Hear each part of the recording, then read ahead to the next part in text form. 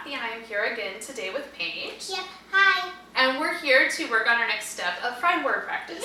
So the first time we went through a checklist and we marked off the words that she did not know on the first 100 fried words.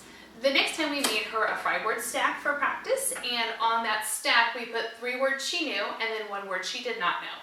Now we're going to go through that stack and see how she's doing. She's been practicing, and we are down to 1 word she does not know.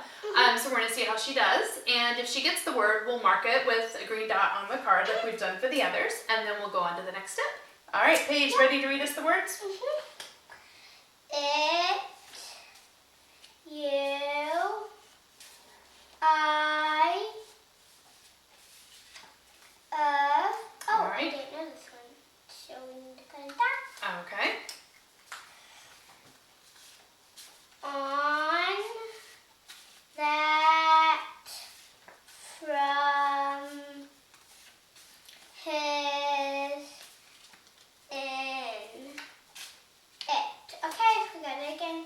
All right, good job. So she has all the words that are in this stack now. So we're going to go through and add the next words and restack our deck. So our next word that she needs is the word or. So we'll write that on a card and we will not put a dot. And the next card will be what? What? And then were. That sounds right. So 3 new words, and we are going to stack those for her. So we're going to put 3 words she knows, 1 word she does not. 3 words I know, and then 1 that's new that I don't know.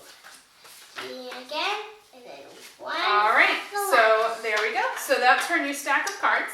So she can work on those, and then we'll come back next time and go on to the final steps and what we do next. All right, we will see you next time.